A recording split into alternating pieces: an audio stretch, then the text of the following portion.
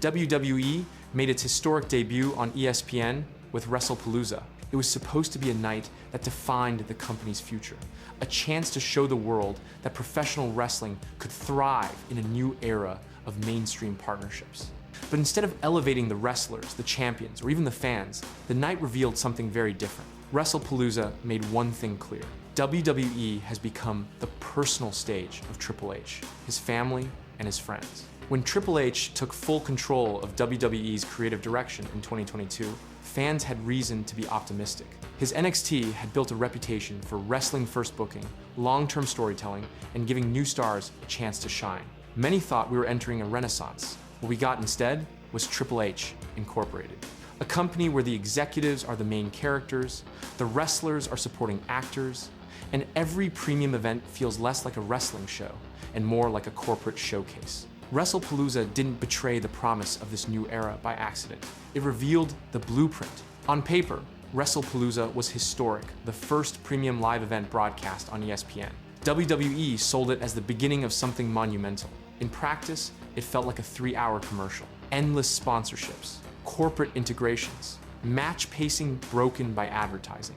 Even ESPN seemed unimpressed, giving the event a lukewarm C grade and pointing out that the only truly standout match was Stephanie Vauquer versus Io Sky. But the real problem wasn't the ads. It was who the broadcast chose to spotlight. Triple H wasn't wrestling. He wasn't managing. He wasn't even part of the stories in the ring. And yet, he opened the segments, narrated the hype packages, and positioned himself as the face of WrestleMania. This wasn't a premium live event. It was a Triple H infomercial with wrestling matches slotted in between. The clearest example of this imbalance is Cody Rhodes. He is the undisputed WWE champion, the man who supposedly finished his story. But look at how WWE presents him. Cody wasn't the face of WrestleMania advertising. He wasn't front and center for Unreal. Even on the historic premiere of Raw on Netflix, he was reduced to a crowd shot, watching like a fan while Triple H dominated the meaningful screen time.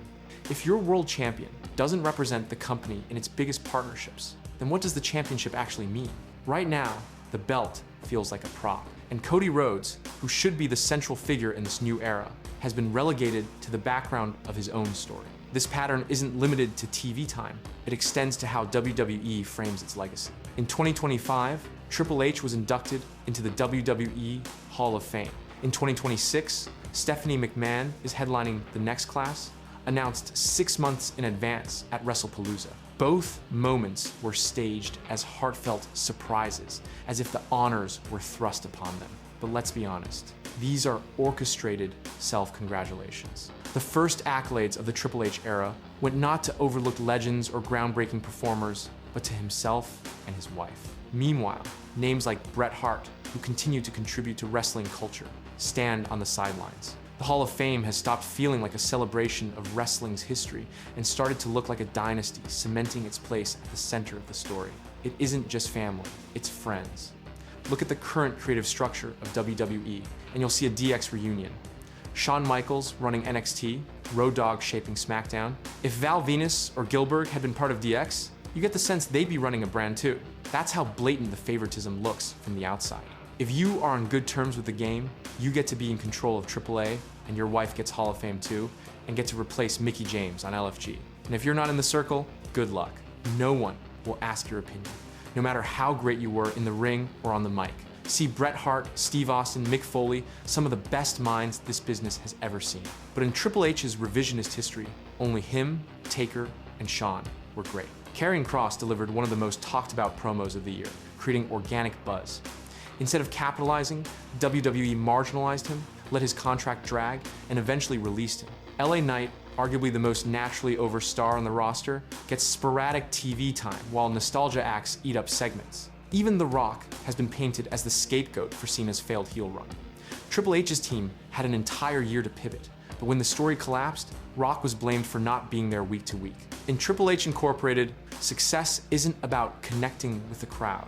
It's about who you know. To understand how unusual this is, compare it to Vince McMahon's run as an on-screen authority figure. When Vince took the spotlight, it was always as a villain. His role was to make life hell for Stone Cold, for The Rock, for every babyface who tried to stand up to corporate power. By being the antagonist, Vince elevated the wrestlers. They became the story. Triple H has chosen the opposite.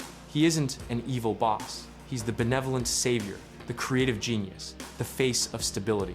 He's presented as untouchable, beyond critique, and impossible to challenge in storylines. That leaves no space for wrestlers to define themselves against him. Instead, they orbit around him. And in doing so, WWE has turned its executives into the protagonists, while its performers play supporting characters in their own industry.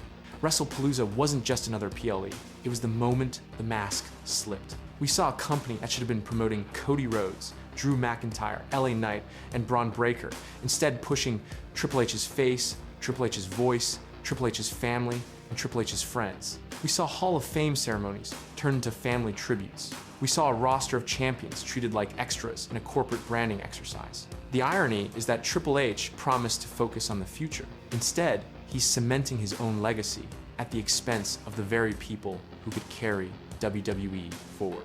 WWE's biggest star isn't its champion. It isn't its roster, it's Triple H. And until that changes, the future of this company will always take a backseat to the vanity of one man and his inner circle.